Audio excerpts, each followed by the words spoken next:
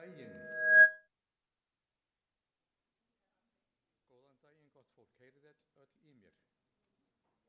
Við erum öll hjartanlega velkomin á ársfund Heilbrigðisstofnunar Suðurlands. Gaman að sjá svona marga. Og það er mjög gaman að sjá starfsmenn sem eru hættir, sökum aldurs og komnir aftur á svæðið og ykkur öll. Ég heiti Sigurður Böðvarsson, ég er framkvæmdastjóri lækninga og ég verð fundarstjóri í dag. Og svo ég aðeins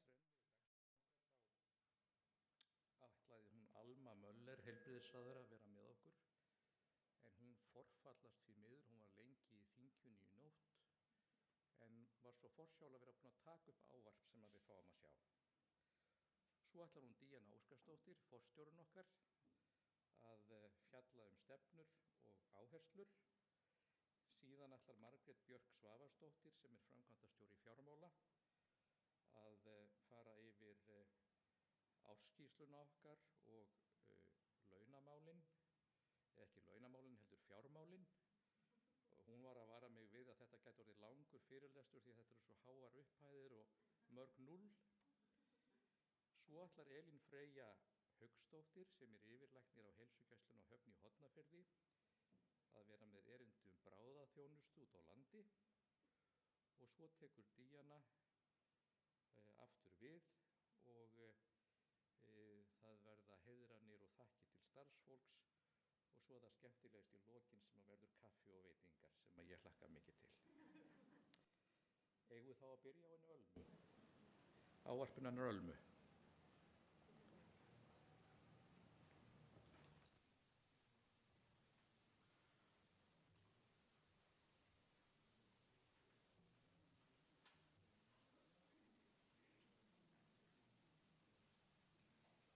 Heil og sælir, stjórnendur og annað starfsfólk Heilbrigðisstofnunar Suðurlands. Hingað þjótt sem er.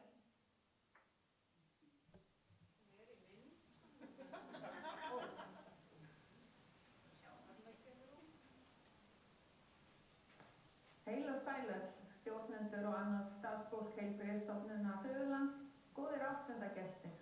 Ef þetta ávarp spilað þýðir það að ég hef ekki komist á staðinn vegna þingstarfa og missi af áhugaverðum ástfundi, afsakið það en minn er skaði. En það er mikil gróska í starfsemi HSU. Mörg mikilvæg skref hafa verið stigin á síðustu misserum til að efla þjónustu í þessu víðfeðma umdæmi og margt framundan. Ég nefni áframhaldandi uppbyggingu þjónustu hér á Selfossi sem er hjartað í starfseminni. Auk styrkingar þjónustu víða svæðið. Hæst ákvörðun gagngerar endurbætur og stækkun húsnæðis fyrir sjúkrahúsþjónustu og heilsugæslustöð á Selfossi.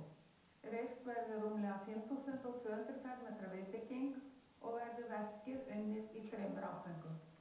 Fyrst það endurnýjun og stækkun húsnæðis heilsugæslu, geðteymis og heimahjúkrunar og sá áfangi þegar fullt fjármagnaður og ekkert þýddi fyrirstöð að hefja verkið og eins og alltaf hálfnarar verk þá hafið Nýverið var undirritað samkomulag byggingu húsnæðis fyrir nýtt hjúkrunarheimili og heilsugæslustöð í Vík í Mýrdal.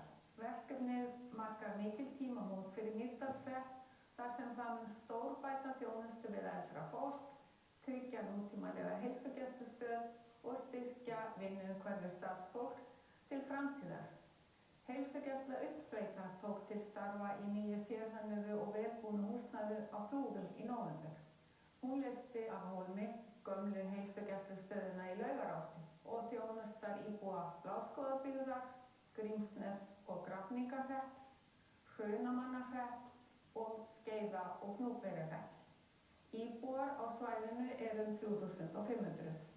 Þótt eitt hafi verið breytta staðsetningu, þá tel ég þetta hafi verið góða ákvörðun því byggðakjarninn á Flúðum styður við starfsemina og gerir staðsetninguna heppilegra fyrir margra hluta sakir.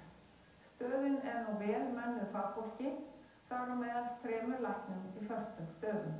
Þá hefur bráðaviðbragð í hinum víðfeðmu öræfum verið fest í sessi. Það kraftur í starfsemi HSU og mörg spennandi verkefni í gangi. Ég nefni sérstaklega þróun heimaspítala sem hófst fyrir nokkrum misserum. Markmiðið að styðja fólk til sjálfstæðrar búsetu, þrátt fyrir veikindi, fækka innlögnum, stytta innlagnartíma og bæta lífsgæði og öryggi sjúklinga. Rekstur heimaspítalans nýmæli hér á landi, en þjónustuformið þekkt víða erlendis og þróunin hröð. Samhliða hefur HSU innleitt fjarvöktun þar sem heilbrigðistækni nýtt til að sinna eftirliti í heimahúsum. Ég nokkuð viss að við munum sjá rekstur heimaspítala verða hluta af rekstri fleiri heilbrigðisstofnana. Kraftmiklir krakkar, lífstílsmóttaka fyrir börn í umdæmi HSU annað þróunarverkefni sem ég bind miklar vonir við. Þar sem markmiðið að fást við ofþyngd og offitu barna með markvissum hætti. Offita flókið fyrirbæri og margir þættir sem þarf að skoða, greina og taka tillit til. Gangi áform eftir verður lífstílsmóttaka HSU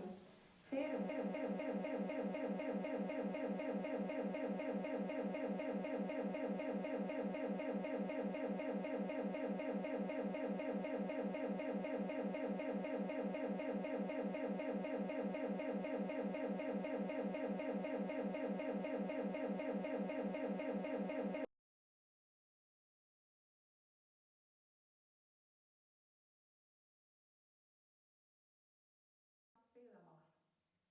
Það viðvarandi áskorun að tryggja sem best aðgengi fólks að heilbrigðisþjónustu út land, einkum í dreifðari byggðum.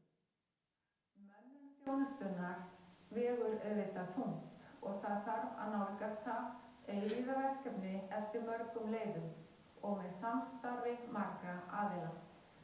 Þótt fleiri sérfræðilækna vanti á HSU, þá stofnunin heilt yfir vel mönnuð.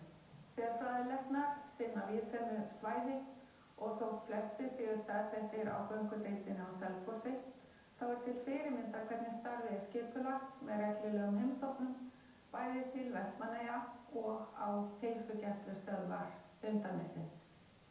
Ýmsar stafrænar heilbrigðislausnir hafa þegar leitt til betri og aðgengilegri þjónustu með áframhaldandi nýsköpun, þróun og auknu samstarfi milli þjónustustiga má á nokkurs vafa styrkja kerfið og jafna aðgengi að þjónustu óháð búsetu. Stafræna innviði og nýsköpun þarf að styrkja. Þess vegna var stafræn heilsa sem tók til starfa áramótin sett á fót í heilbrigðisráðuneytinu. Þar verður þróun samhæfð á einum stað til að gera hana markvissari og sjá meðal annars til þess að nýjar lausnir séu samhæfðar og nýtist í heilbrigðisþjónustu allt land.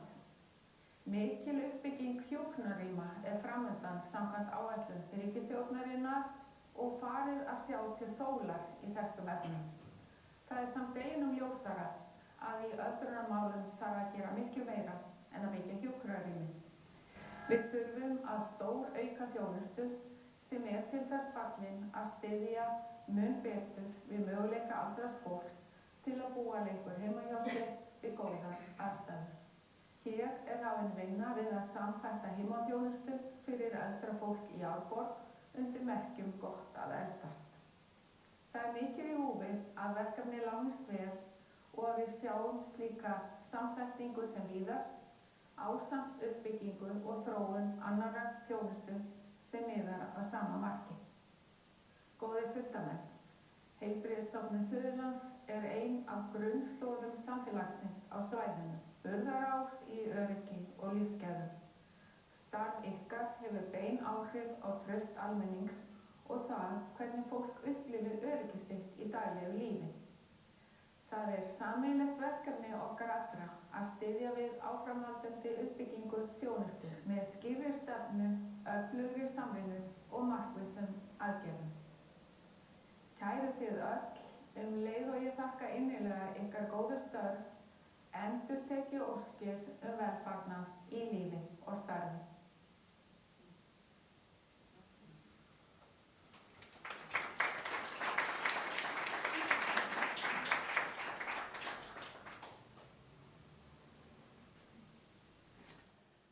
þökkum fyrir ávarp heilbrigðisráðherra og leitt að hún skyldi ekki geta verið með okkur. En þá komið að ávarpi okkar ágæta forstjóra Díönu Óskarsdóttur.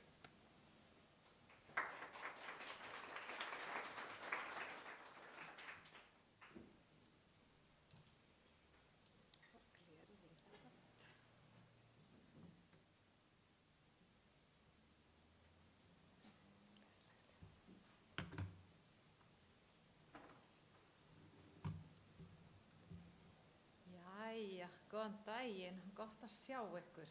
Kæru samstarfsfélagar og góðir ársfundari gestir og líka þeir sem eru í streymi að skrýta. Já, þá förum við í það.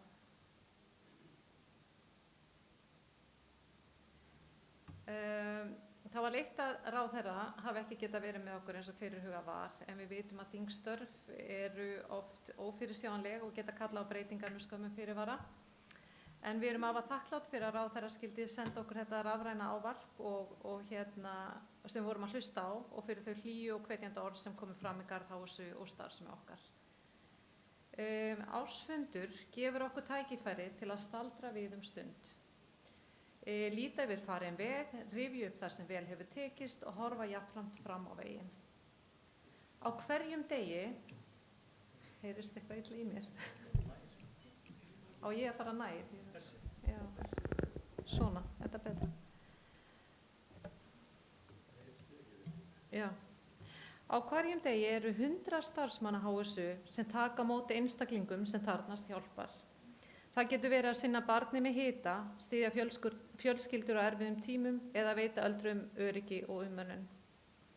Það eru þessi daglegu samskipti þar sem gildi heilbrigðisþjónustuna birtast best. Það er ákveðin styrkur fólginn í því að starfa í heilbrigðisþjónustu á Suðurlandi. Hér þekkjum við samfélagið sem við þjónustum, starfsfólki okkar bregst hratt við þegar á reynir og það stendur saman í krefjandi aðstæðum og sinnir starfinu sínu af hlýju, ábyrgð og fagmennsku. Hvort sem það er á stærri stöðvunum okkar eða minni heilsugæslum víðs vegar svæðið þar sem verkefnin eru fjölbreytt og áskoranir oft miklar. Árið 2025 var viðburðaríkt í HSU. Starfsemi hélt áfram að þróast af krafti og víða var ráðist í miklar umbætur í uppbyggingu á þjónustu. Samhliða ört vaxandi samfélagi á Suðurlandi höfum við lagt ríka áherslu að þjónustan þróist í takt við þarfir íbúa. Eins og sjá má á myndinni teygir þjónustusvæðið okkar sig yfir rúmlega 30.000 ferkílómetra eða 30% af Íslandi og í lok árs 2025 var íbúafjöldi Suðurlands 36.000. HSU veitir heilsugæslu þjónustu á 10 starfsstöðvum í heilbrigðisumdæminu, auk þess að reka sjúkrahús og hjúkrunarheimili ásamt því að sinna sjúkraflutningum allt Suðurland. En árangur í þjónustu HSU endurspeglast meðal annars í niðurstöðum þjónustukönnunar ríkisins, þar sem HSU var meðal þeirra stofnana sem sýndu mestar framfarir milli ára og taldist til hástökkvar ársins. Þær niðurstöður tökum við með auðmýkt og þakklæti. Því þær eru fyrst og fremst vitnisburður það öfluga starf sem starfsfólk HSU vinnur á hverjum degi. Og hérna sjáum við að við erum alveg að nálgast hæstu einkunn á flestum stöðum. Á síðasta ári var markvisst unnið að mótun framtíðarstefnu HSU til ársins 2030. Þar leggjum við áherslu að vera leiðandi afli heilbrigðisþjónustu á landsbyggðinni. Við skilgreinum okkur sem tengslanet heilsu og velferðar þar sem einstaklingar sem til okkar leita geta treyst á faglega, örugga og aðgengilega þjónustu. Lykiláherslur stefnunnar er að veita framsækna þjónustu, byggja upp öflugan og eftirsóttarverðan vinnustað, tryggja sterka gæða og öryggismenningu og stuðla að ábyrgum rekstri. Að vera framsækin heilbrigðisstofnun þýðir ekki aðeins að fylgja þróuninni, heldur að leiða hana. Það þýðir að við mótum þjónustu út frá þörfum fólksins áður en að vandinn verður að veruleika. Við nýtum okkur þekkingu, tækni og samvinnu til að gera heilbrigðisþjónustu aðgengilega, skilvirka og ekki síst mannlega. Framsækni felst líka í því að þora að þróast, að skapa starfsumhverfi þar sem fagfólk fær tækifæri til að vaxa, nýsköpun fær að blómstra og hugmyndir verða raunverulegum umbótum í daglegri þjónustu.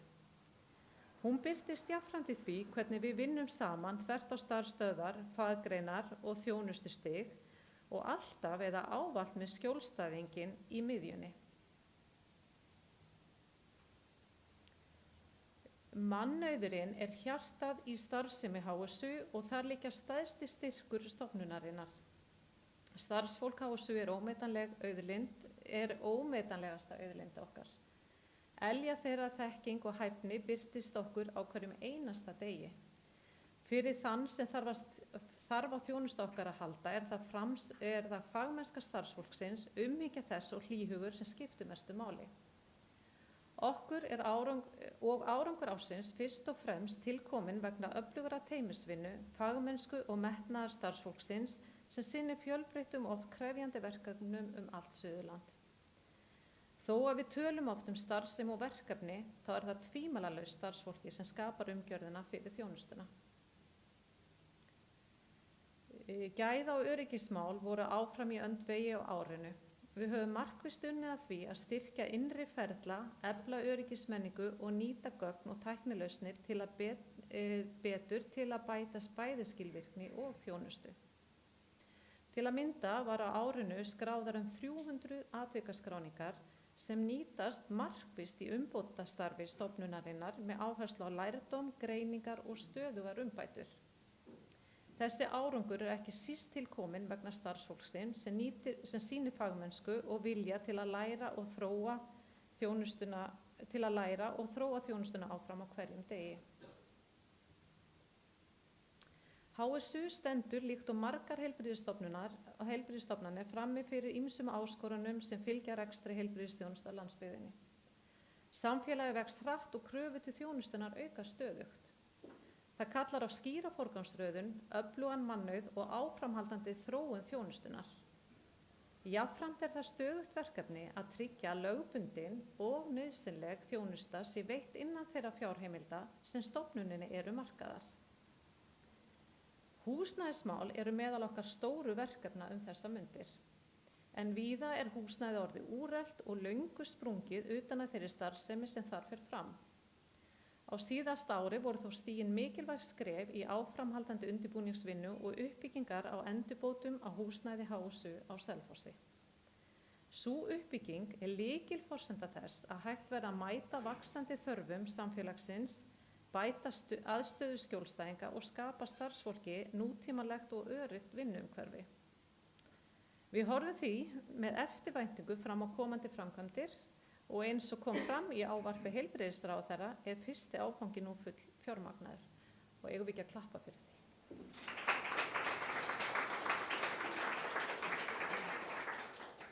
Í nóvember 2025 var opnuð ný og glæsileg heilsugæsla í Uppsveitum sem þjónar rúmlega 3500 íbúum uppsveitana. Heilsugæslan staðsett á Flúðum og markar mikilvægt skref í eflingu nærþjónustu á svæðinu. Slík uppbygging styrkir ekki aðeins heilbrigðisþjónustuna sjálfa, heldur samfélagið í heild, meðal annars með auknu aðgengi að tengdri þjónustu eins og lyfsölu og annarri grunnþjónustu. Undanfarin misseri hefur HSU lagt aukna áherslu á stafræna þróun og nýsköpun. Á síðustu árum hafa orðið gríðarlega framfarir í stafrænum lausnum innan heilbrigðisþjónustunnar og þar þurfum við að vera þátttakendur, ekki aðeins áhorfendur. HSU hefur því tekið markviss skref inn í framtíðina með nýjungum í þjónustu og nýjum leiðum til að mæta þörfum skjólstæðinga. Á árinu héldum við meðal annars áfram uppbyggingu dag- og göngudeildarþjónustu sem hefur vaxið gríðarlega hratt undanfarin ár. Jafnframt var opnuð bráða lyflækningaeining sem hefur styrkt starfsemi bráðamóttökunnar og bætt þjónustu við sífellt fjölbreyttari og flóknari verkefni. HSU hefur einnig þróað þjónustu á borð við heimaspítala og fjarvöktun í heimahúsi sem gerir fleiri einstaklingum kleift að fá þjónustu í sínu nærumhverfi og dregur úr þörf fyrir innlagnir á sjúkrahús og ferðalög. Þá höfum við unnið að þróunar- og rannsóknarverkefninu Kraftmikli krakkar sem hefur vakið mikla athygli. Verkefnið felur í sér uppbyggingu lífstílsmóttöku fyrir börn og heilsugæslustöðvum HSU og verkefnið mikilvægt framlag til forvarna og hefur það markmið að styðja börn og fjölskyldur þeirra til heilbrigðari lífshátta. Á árinu voru einnig tekin í notkun gervigreindalausn í úrlestri myndgreiningarannsókna til stuðnings við lækna á bráðamóttöku þegar þjónustu röntgensérfræðinga ekki til staðar. Við höfum, eins og heyra má, lagt ríka áherslu á stafræna þróun og nýsköpun sem styður við öruggari og skilvirkari heilbrigðisþjónustu og við ætlum okkur að halda þeirri vegferð áfram. Upplýsingaflæði og sýnileiki á starfsemi HSU mikilvægt, bæði innan stofnunarinnar og út á við. Verkefni á borð við Hjartað í HSU og aukin miðlun á starfsemi og mannauði hafa stuðlað að sterkari tengingu starfsfólk við stofnunina og auki sýnileika þar mikilvægu þjónustu sem veitt daglega allt Suðurland. Þegar horft yfir árið 2025 ljóst að HSU stendur á sterkum grunni. Verkefnin sem unnin hafa verið endurspegla metnað, fagmennsku og skýran vilja til að þróa áfram heilbrigðisþjónustu sem mætir þörfum samfélagsins. Við erum ekki aðeins að byggja upp þjónustu fyrir daginn í dag, heldur heilbrigðisþjónustu sem tilbúin að mæta áskorunum framtíðarinnar og standa undir væntingum til komandi kynslóðar. Að lokum þá vil ég nota tækifæri til að þakka starfsfólki HSU fyrir ómetanlegt framlag og einstakt starf á árinu. Ég vil einnig þakka samstarfsaðilum okkar, íbúum umdæmisins og öllum þeim sem hafa stutt starfsemi HSU með margvíslegum hætti, hvort sem það með styrkjum, gjöfum eða góðu samstarfi. Saman höldum við áfram að byggja upp heilbrigðisþjónustu sem samfélagi getur treyst, heilbrigðisþjónustu sem til staðar þegar mest á reynir í dag og til framtíðar. Og ég ætla bara að fá að þakka fyrir góða áheyrn og ég vona innilega að við eigum eftir að eiga góða stund hérna saman í dag. Takk fyrir mig.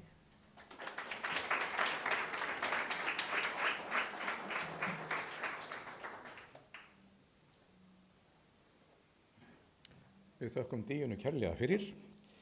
Þá komið að framkvæmdastjóra fjármála, Margréti Björk Svavarsdóttur, að fara yfir ársskýrsluna.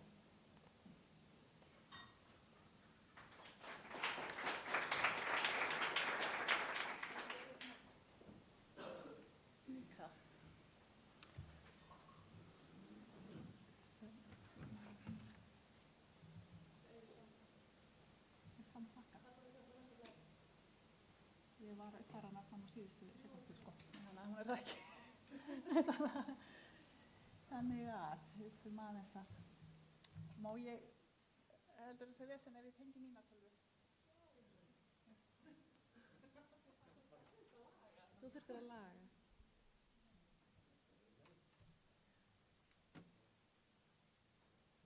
Nei, ætlar að gera það? Ég hef ekki bara að opna þetta í málinu. Jú, opnaði málinu. Já.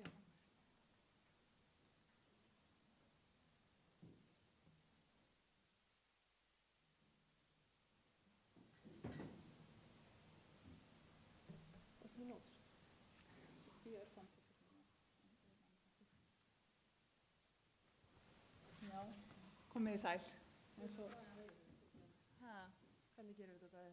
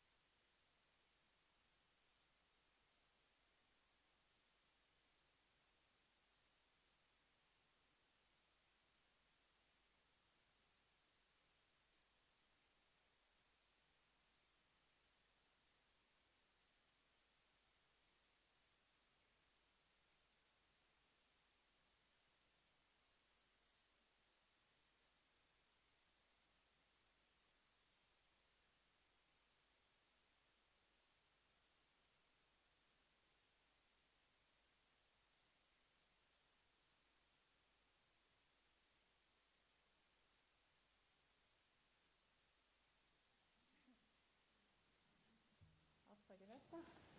En eins og Sigurður sagði þá ætla ég að fara aðeins yfir tölur úr ársreikningi og ársskýrslu HSU, en ársskýrslan var bara að koma út úr prentaranum rétt í þessu og sýnir svona nokkra tölur úr starfsemi stofnunarinnar og svona í þessum hringum svona ýmislegt sem kemur fram. Það eru 90.000 komur til dæmis til hjúkrunarfræðinga og lækna og heilsugæslu á árinu 2025, 17.000 komur í bráðamóttökuna, 50 fæðingar voru hér á stofnuninni á síðasta ári og fleira. En það eru nokkrar tölur þetta í skýrslunni og samanburður á milli ára. En þegar við förum yfir ársreikningin þá eru helstu niðurstaðurnar þær að eins og sjá má að tölurnar hafa verið svona ansi rauðar upp á síðustu árin. Við erum uppsafnaður höfuðstóll hefur verið mínus síðustu 3 ár og ekki bætti síðasta ár úr skágrunni.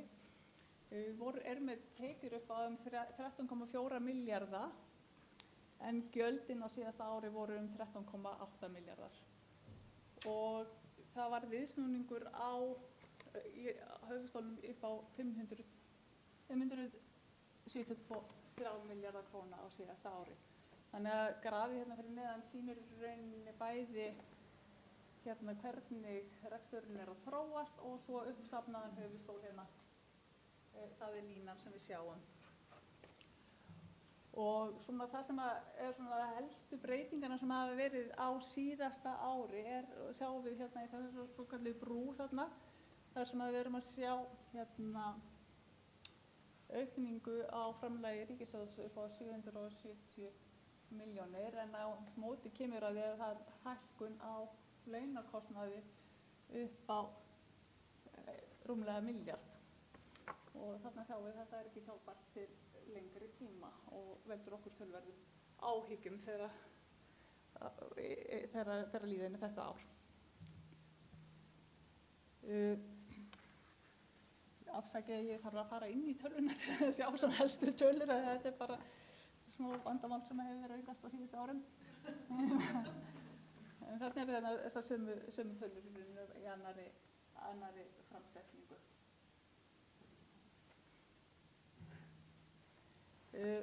Svona skipting tekna og gjalda hjá okkur svona cirka á þennan veg.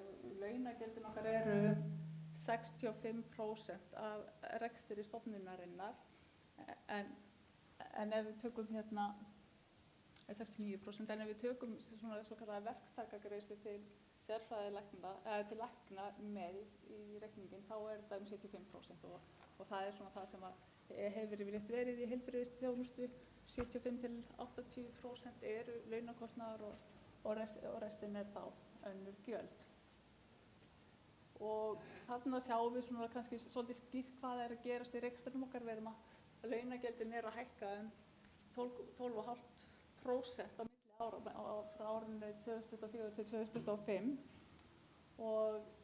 og svona helsta skýringin á því að kjarasamningar leiddu til 3,5% aukningar eða hækkunar í apríl á síðasta ári.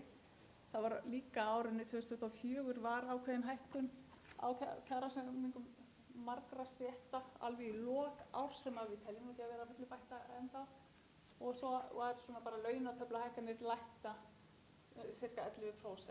En það skýrir náttúrulega ekki alveg allan að halla og þannig að launakostnaður það var töluvert breyting á launastrúktúr innan kerfisins á síðasta ári sem hækkaði kostnað vegna vakta töluvert og þannig að það er svona líka partur á stóru myndinni hjá okkur. Einnig var einhver aukning á stöðugildum hjá stofnuninni, það var þeim fjölgaði 17,3 milli ára þannig að það leiði líka til hækkunar og þannig að þetta er þá þetta sambland af leiði stöðugildum og hækkun launa per stöðugildi sem skýrir þetta. Og svo hækkun annar gjalda líka svipuð. Verðbólgan var 4,1% en síðan hækkuð önnur gjöld og það er þá bæði magn og verðhækkanir sem spila inn í það. Eins og ég nefndi áðan þá erum við með marga samninga við verktakalækna og þeir eru svona nokkuð beintengdir við launaþróun lækna. Þannig að hækkun á launum hjá læknum leiðir líka til hækkunar á þessum lið. Þannig að það er það svona kannski sem við eigum við að etja og svo er líka einhver hækkun á prófefnum í rannsókn og fleira en á móti kemur að það voru seldar fleiri rannsóknir að sama skapi. Þannig að það leiti svo sem ekki til jók nú ekki að hellan hjá okkur. Þetta eru svona kannski niðurbrotar á launum og launatengdum gjöldum og sem eru þá þetta er að verða tæplega 10 milljarðar á ársgrundvelli í launin hjá okkur og fjölgun stöðugilda þarna sjáum við aftur annarri framsetningu 3,1%. Og á bakvið allar þessar launatölur eru fjöldinn allra starfsmönnum og hér sjáum við þá skiptingun á því. Þetta er mest hjúkrunarfræðinga og ljósmæður, það eru svona stærsti hópurinn okkar og þó kemur aðgreiðingum og svo getum við svona rækja ykkur gegnum þetta og það eru aftur frekar upplýsingar það í þessu riti. Við erum 837 starfsmenn svona að meðaltali yfir árið en það eru rosalega sveiflur í þessu náttúrulega þegar við horfum yfir árið eins og núna er sumarið að ganga í garð og þá fjölgar starfsfólki gríðarlega mikið hjá okkur. Ég hugsa við förum alveg upp í 950 þegar mest lætur hjá okkur og að meðaltali 576 stöðugildum. Meðalaldurinn hjá okkur er 42,1 ár sem er held ég bara svona svipað á aðrar ríkisstofnanir og starfsánægjan 7,60. Aftur erum við hástokkverar eins og annars staðar. Einungis 4 starfsmenn létu á störfum á síðasta ári. Sem að við þá vantarlega heyrum hér í dag. Og þá er það tekjurnar okkar og það er bara 86% cirka eru þá bara framlög frá ríkissjóði og 12% eru sala á þjónustu og þetta flestar tekjur eru bara partur af þessu. Þetta hefur með afskriftir og bókhaldslegar aðgerðir að gera. Þannig að þarna sjáum við það og þarna er líka einhver framlag og gjafir eins og Díana myndist á. Við erum gríðarlega heppin þegar kemur að gjöfum frá alls konar styrktarsamtökum og sem að geta hjálpa okkur svona aðeins í kaupum á búnaði og tækjum og það sem við sjáum okkur ekki fært að ráðast í sjálf. Svona bara örstutt efnahagsreikninga okkar.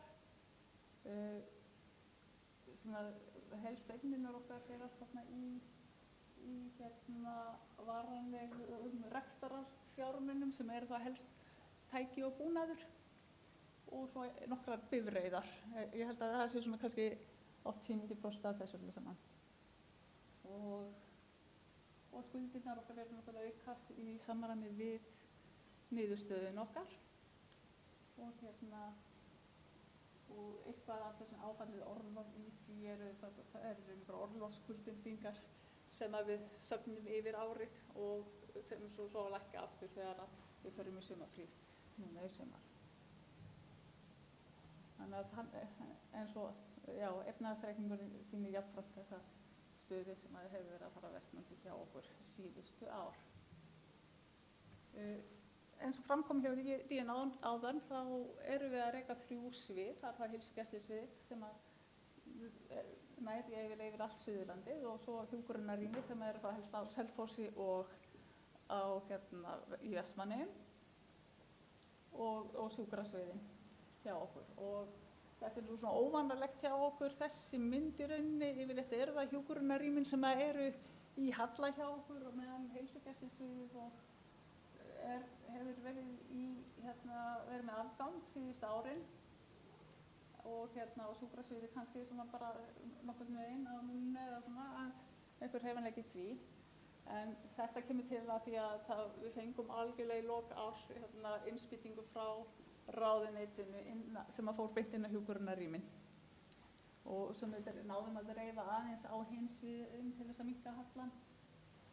En þannig að það var skýrir það og uppsafnaður halli á hjúkrunarrýmum samt áfram töluverður. Svona helstu áskoranir í rekstrinum, af því nú ég búin að fara yfir að við erum að þetta krefjandi rekstur eins og staðan í dag og helstu áskoranir sem hafa verið á síðasta ári eru kjarasamningar lækna. Ég ætla að við bara segja það þeir leiddu til töluverðs kostnaðarauka á síðasta ári og samkvæmt okkar útreikninga vantar bara í fyrra 350 milljónir í launabætur. Við erum á föstum fjárlögum, fáum ákveðnar fjárheimildir í upphafi árs og síðan fáum við launabætur eftir því sem á líður, eftir mati fjármálaráðuneytisins á því hvað kjarasamningar sem þeir gera kosta. Og við teljum okkur vanta töluvert mikið þar inni og við sáum það bara á tölunum okkar í fyrra þegar þetta gekk ágætlega í janúar til mars hjá okkur, en svo leið og við fórum að greiða eftir nýjum kjarasamningum 1. apríl þá fóra sig á verri hliðina. Við höfum verið að benda á að íbúafjölgun á Suðurlandi töluvert meiri heldur en annars staðar á landinu. Þetta búið að vera að meðaltali 4% síðan fyrir árið 2020 og en sjúkrasviðið hefur verið að fá ákveðna svona raunvaxtarhækkun inn í fjárlögum og það hefur verið cirka 2% á ári og sama fjárhæðin, en ekki sama fjárhæðin, sama hlutfallið heilt yfir landi. Þannig að við teljum að við ætlum að fá örlítið meira af þeirri köku þar sem að raunvöxturinn hjá okkur tvöfaldur á við það sem að bætt af ráðuneytinu, en svo eru aðrar stofnanir sem að fá raunvöxtinn ríflega bættan ef að maður horfir bara á íbúafjölgun, en það svo spurning hvernig maður horfir á það. Við erum að glíma við eitthvað mönnunarvanda og mikla yfirvinnu sem bara skýrist af veikindum. Það gríðarlega mikil veikind á stofnuninni. Við erum að tala svona cirka 10% á ársgrundvelli og það eitthvað sem við verðum að ná niður og taka á og erum með plan það og vonumst til þess að á næstu misserum að fara að sjá árangur af því.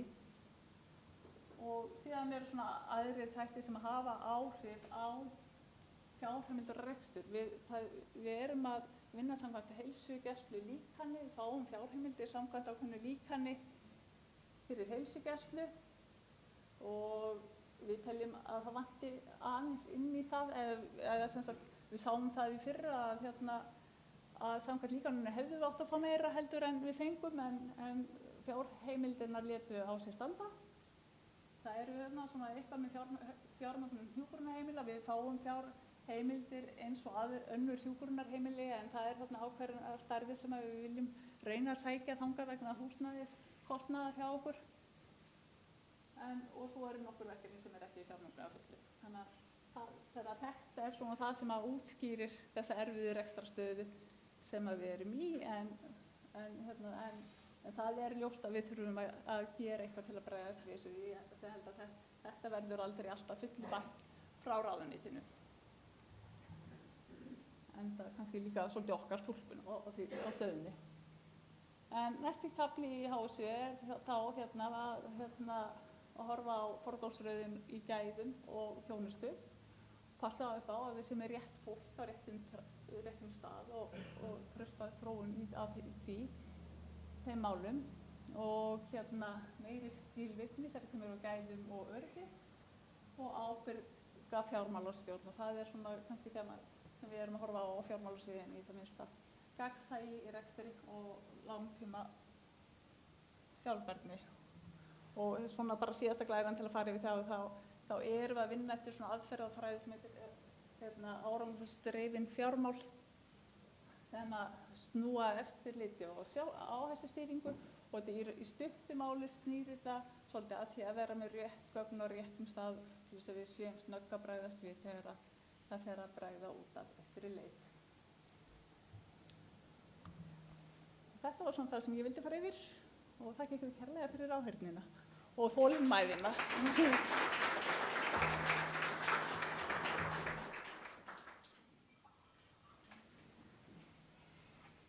Jæja, við þökkum Margréti kærlega fyrir þetta yfirlit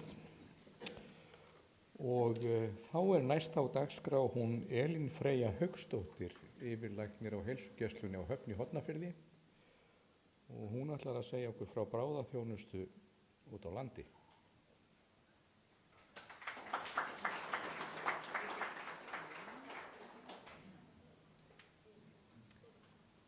Það þurfum ekki að setja á glærusjóð mitt.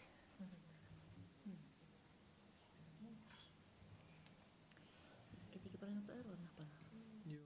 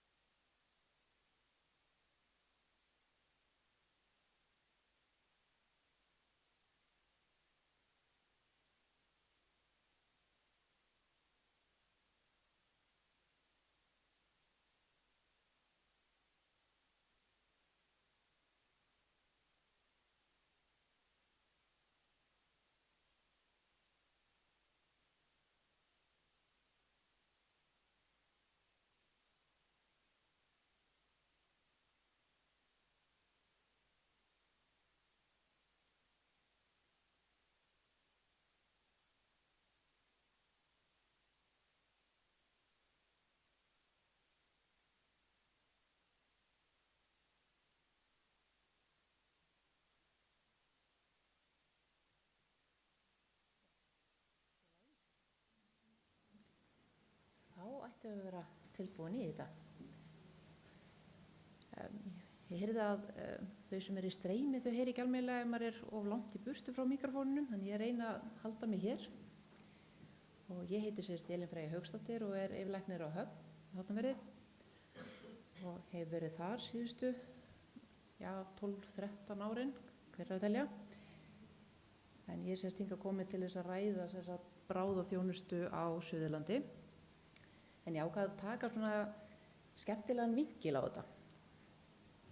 Því að það hafa verið svolítið miklar umræður bráðaþjónustu almennt á Íslandi og sérstaklega bráðaþjónustu utan þéttbýliskjarnanna.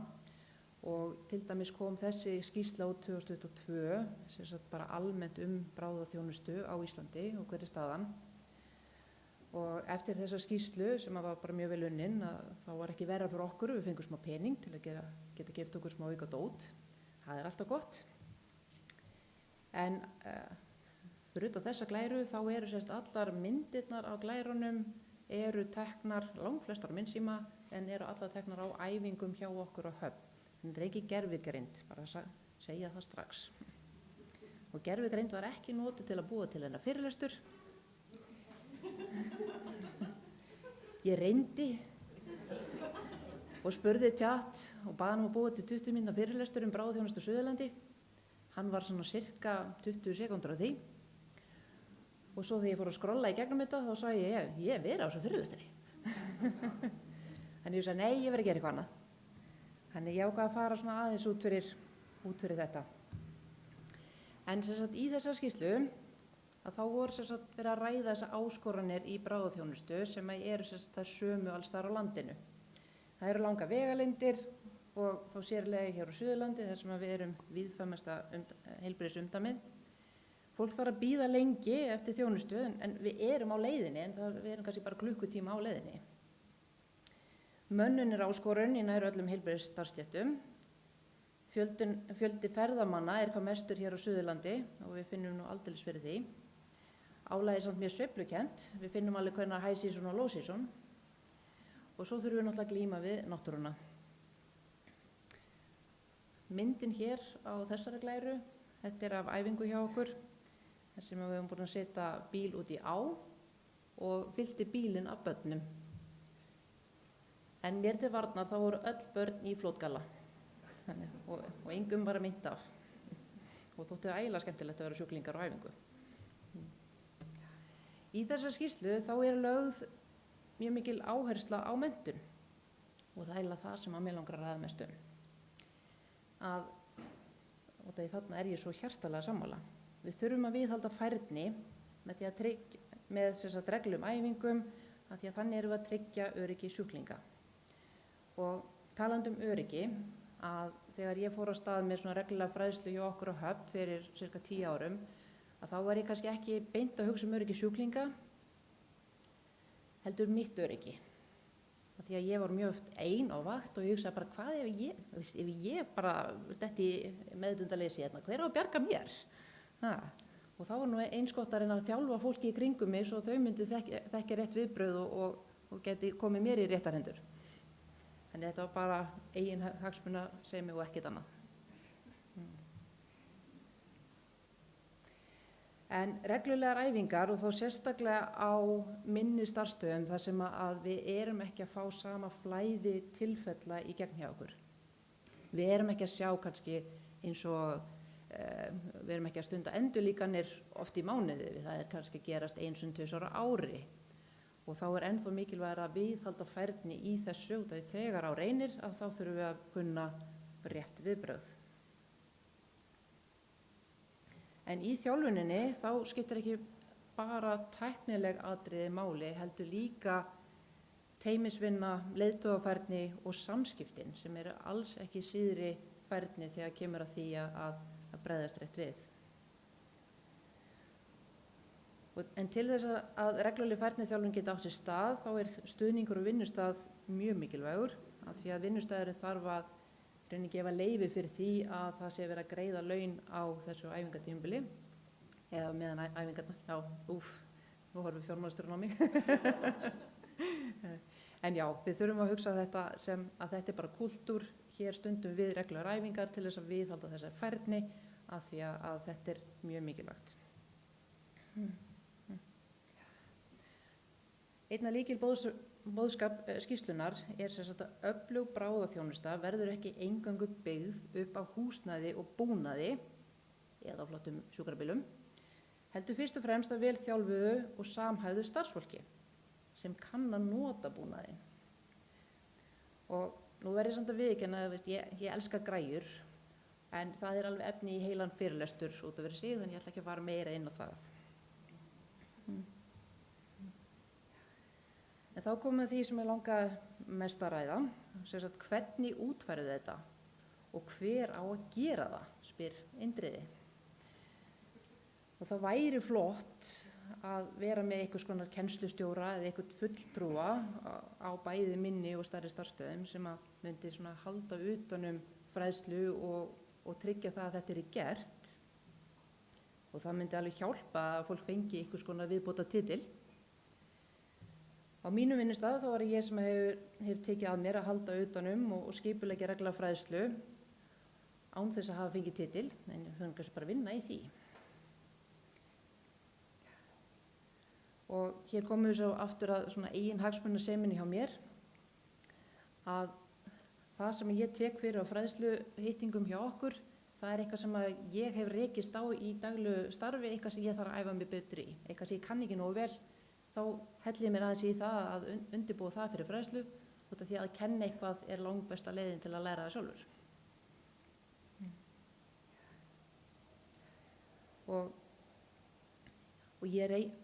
Og varðandi eins og forgangsröðuna, að ég reyni að passa upp á þetta og mér finnst þetta skemmtilegt, þannig að það gera verkum að það svona fer ofar á forgangslistan hjá mér. En ég verð samt að játa að ég búin að svíkjast bæði í apríl og maí, ég hef bara ekki haft tíma. Og á þessari mynd þá ég ekki með varalit, ég ekki svona lélega að mála mig þegar ég þó sjaldan geri það, en þessi mynd tekin á sameiginlegri æfingu, þar sem að allir viðbragðsaðilar á Höfn eru boðnir taka þátt og ég að leika sjúkling. Og versta var að ég setti svo mikið blóð í hárið á mér að ég var alveg með rauðastrípur í nokkra vikur. Það gráu hárin taka alveg sérstaklega vel á móti svona rauðum lit. En þótt að það væri kennslustjóri eða einhver í álíka verkefni á þínu vinnustað, þá það alltaf heilbrigðisstarfsmaður sjálfur sem ábyrgur og þarf að vera á tánum, þarf að halda sig í formi, það þarf að passa að sækja nýja þekkingu, uppfæra verkfalla og sækja námskeið og fræðslu. Og í okkar starfi þá vitum við aldrei hvenær næsta skyndipróf verður og þá gæti það bókstaflega verið spurningum fyrir líf og dauða. Við þurfum að kunna ákveðin lífsbjargandi inngrip og meðferð utan að, eins og til dæmis við endurlíkun, að því að í þeim tilfellum þá engin tími til þess að hringja einhvern vin og fá ráð. Hérna á myndinni þá erum við að æfa endurlíkun barna, en þegar hann Vignir sem trónir þarna yfir okkur öllum, mætir á svæðið, þá nýtum við oft tækifærið að henda í einhver skemmtilega æfingu og hann alltaf game. Og oft það eitthvað með börn að gera út af því að þið vitið með Vigni að hann alltaf, sjá hann yfirleitt með svona litla dúkku undir arminum. En það sem okkur finnst skemmtilegast, það að setja hann í óþægilegar aðstöður og setja hann í æfingu þar sem hann þarf að sinna fullorðnum. Og þar fer vinurinn út fyrir boxið. En svo í þessu öllu, þá eitt sem mjög mikilvægt að átta sig á. Það sem heilbrigðisstarfsfólk almennt mjög næs fólk. Þetta fólk sem vill hjálpa öðrum og vill engan skaða. Og þess vegna getur það verið kvíðaframkallandi að upplifa sig óöruggan í krefjandi aðstæðum og sérstaklega óttinn við hið óvænta. Ég veit að margir mínir kollegar, þeir þora ekki út á land af því að þeir upplifa sig ekki örugga við að takast á við bráðatilfellin. En með reglulegri þjálfun og endurmenntun eflum við okkar fólk í þeirra starfi, eflum sjálfstraust og þeirra líðan verður betri og árangurinn eftir því. Með öflugri teymisvinnu eflist fólk í sínu hlutverki, upplifir öryggi því að halda sér innan síns verksviðs en vera samt mikilvægur partur af teyminu.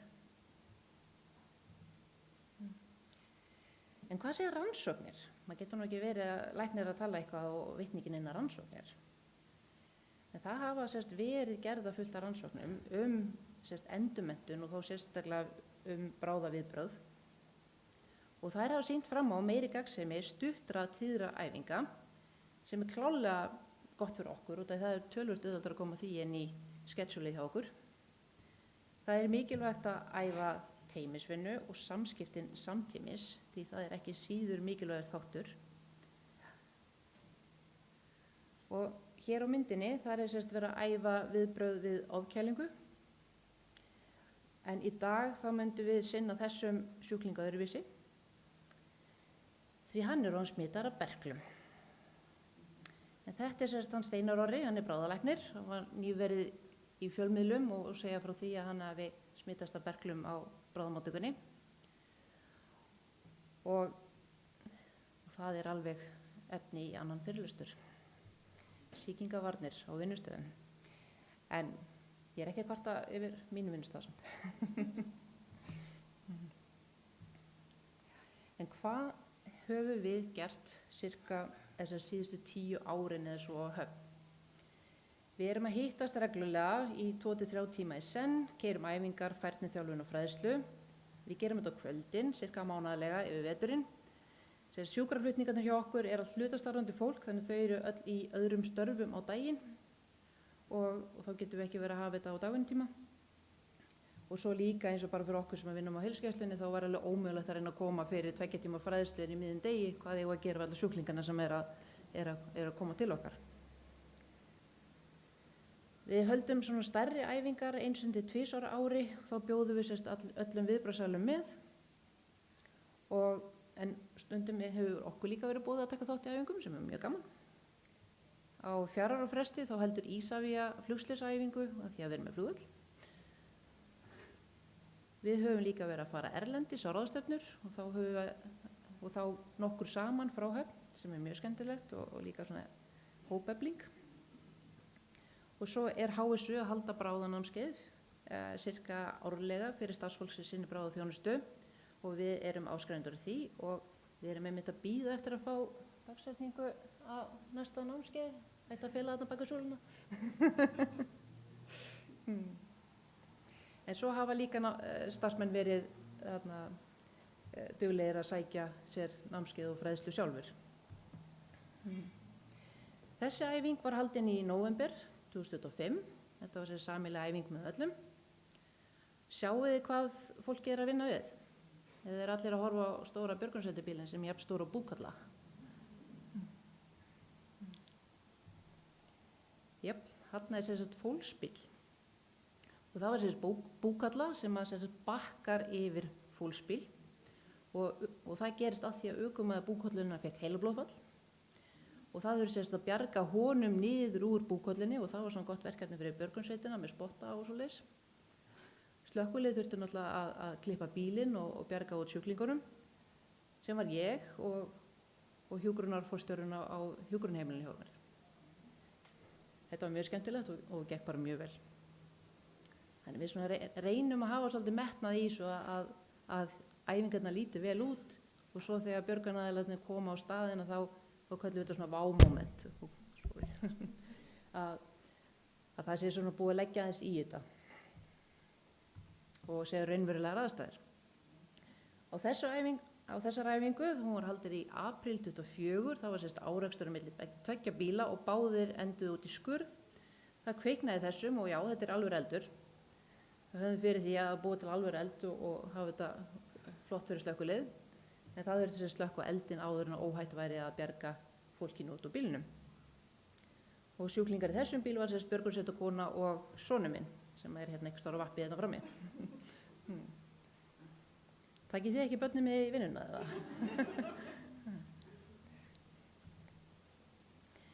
Þessi flottu hópur, þetta sem sagt viðbragðsaðilar á Höfn og þessi mynd var tekin eftir eina vel heppnaða flugslysæfingu í desember 2022 og á þessar æfingu voru að prófa að nota heilsugæsluna sem söfnunarsvæði slasaðra og það lukkaðist bara nokkuð vel. Það var mjög áhugavert að prófa að keyra þetta í gegnum heilsugæsluna en ekki klára þetta bara alltaf í flugstöðinni eins og vanlega. Og það kannski tekið eftir að ég tek mjög oft svona sjálfur á þessum æfingum, finnst mjög gaman að þessu. En hverju hafa þessar æfingar skilað okkur? Samvinna milli ólíkra viðbragðsaðila hefur stórbatnað á síðustu 10 árum, mikill munur og allir sammála það. Teymisvinna hjá okkur á heilsugæslunni og sjúkraflutningum hefur aukist mikið og við erum líka farin að nota teymisvinnuna meira í minna akut tilfellum. Það þarf ekki alltaf að vera endurlíkun eða eitthvað slíkt til þess að við grípum í þessa tækni. Við leggjum mikla áherslu á góð samskipti og sem hefur komið í veg fyrir misskilning. Alveg svona, bitu, var enginn sem gaf adrenalinið, þú veist, ég kastaði þessu út í kosmosu áðan, var enginn sem greip þetta og gerði þetta, hvað meinið þið? Þannig að það er mjög mikilvægt að koma í veg fyrir svona með skýrum og góðum samskiptum. Og við höfum líka tekið sérstaklega eftir því að andrúmsloftið hefur breyst mikið. Þannig við erum kannski krefjandi og mjög erfiðum aðstæðum en það er rólegt, yfirvegað, það er engin hlaupandi, það er engin hrópandi og fólki líður vel og það veit hvað að gera, það þekkir sitt hlutverk. En það sem ég vill að þið takið með ykkur hérðan, regluleg endurmenntun í bráðaviðbrögðum er jafn mikilvæg og bráðaviðbragðið sjálft. Fræðsla á að vera stutt og oft. Fólk var mest út úr því að þjálfa þessi viðbrögð í eigin umhverju og með þann búnað sem er notaður í raunverulegum aðstæðum. Samskipti innan hópsins þurfa að vera stutt, hnitmiðuð en upplýsandi svo teymið viti hvar þau eru stödd og hvað stjórnandinn er að hugsa. Og við notum þetta closed loop samskipti til að koma í veg fyrir misskilning í okkar vinnu. Teymisvinnan skiptir öllu, þjálfa fólk innan þess verksviðs svo þau eflist og upplýst sjálfstraust og rýni í lok æfinga sem og í lok raunverulegra tilfella er mikilvæg og það er til þess að minnka líkur á endurtekningu mistaka.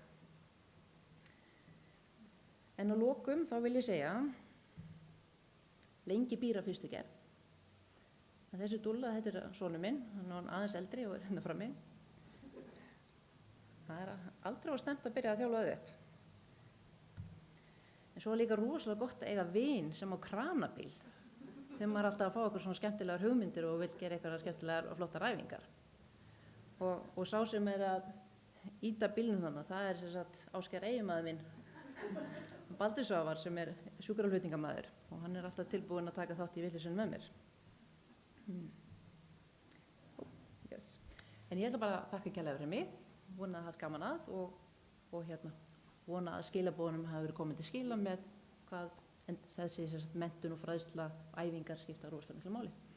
Takk fyrir.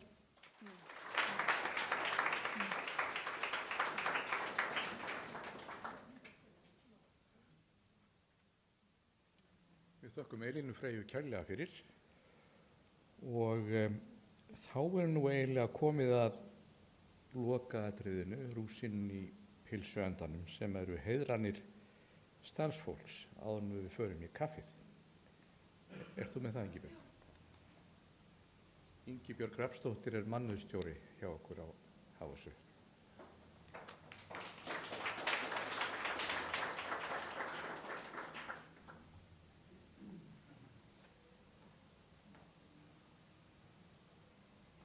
Sælveriði. Við ætlum að heiðra hóp af fólki sem hefur svo sannarlega lagt sitt á mörkum síðustu áratugi hjá okkur. En þetta eru einstaklingar sem hafa lokið starfsævi sinni hjá okkur á HSU á síðustum árum og ég ætla að lesa upp nöfnin en það gátu ekki allir verið með okkur hér í dag og svo langar mér ykkur að biðja ykkur sem er í salnum að koma hingað upp og fá smá viðurkenningu. En þetta eru Elísabet Einarsdóttir, Guðrún Lilja Harðardóttir, Árni Björn Stefánsson, Gissur Gottskálsson, Guðrún Ólafsdóttir, Heiðrún Björk Guðbrandsdóttir, Jens Þórisson, Magnea Traustadóttir, Margrét Stefánsdóttir, María Sveinfríður Davíðsdóttir, Maríulæn Típen, Ólöf Ólafsdóttir, Páll Stefánsson, Sigríður Guðbrandsdóttir, Sigríður Pálsdóttir, Sigrún Sigurðardóttir, Steinn Jónsson, Svanhildur Karlsdóttir og Vera Björk Einarsdóttir. Ég langar að biðja ykkur sem er í salnum að koma hingað upp til okkar.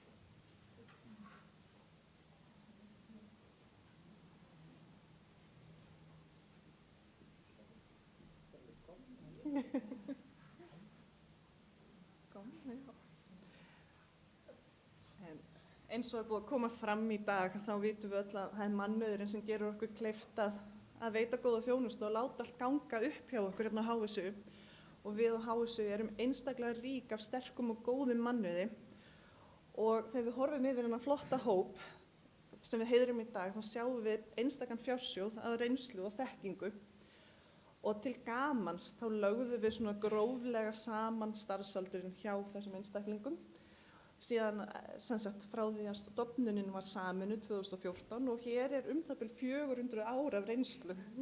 Takk fyrir. Og hvert og eitt ykkar hefur lagt ykkar af mörkum í að móta menninguna, kenna öðrum og skilja eftir ykkur sterkan grunn sem við byggjum áfram á. Við erum ykkur afar þakklátt og þó þið séu að hefja eða búin að hefja nýjan kafla þá verður spor ykkar áfram hluta af okkar sögu. Og takk kærlega fyrir ykkur og ykkar störf. Og við ætlum að færa ykkur svona smá blómmundi.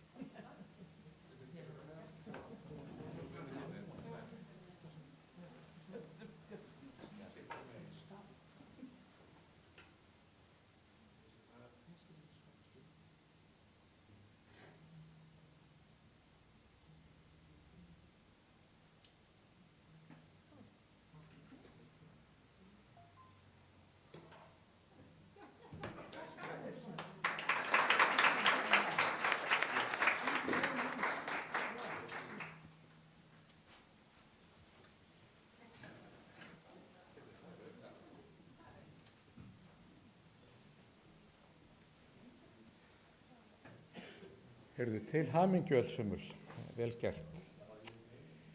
En ég var að frétta að það væri aukaatriði hérna, leyniatriði að Eflurnar vildu fá orðið. Gjörðu svo vel.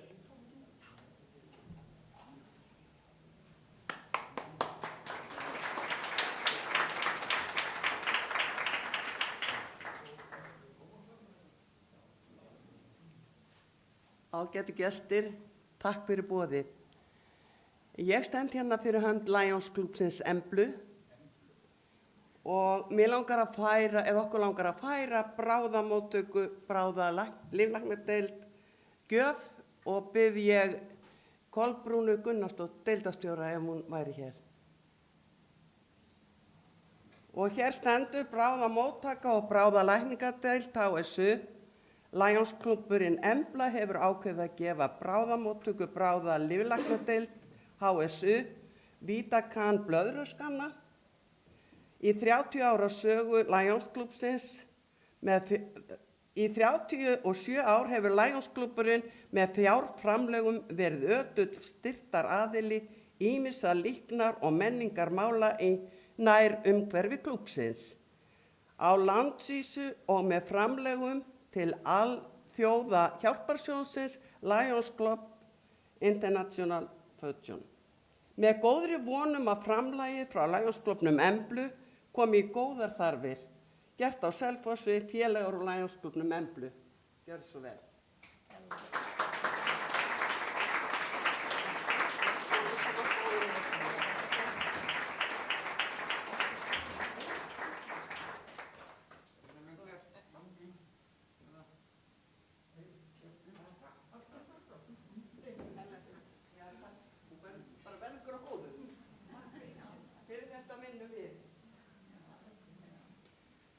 Innilegar þakkir til ykkar Emblu kvenna. En þá held ég að við séum bara komin að kaffi og veitingum og þakka ykkur öllum innilega fyrir komuna og nú bara fá okkur kaffisopa og röppum saman og ræðum landsins gagn og nauðsynjar. Takk fyrir.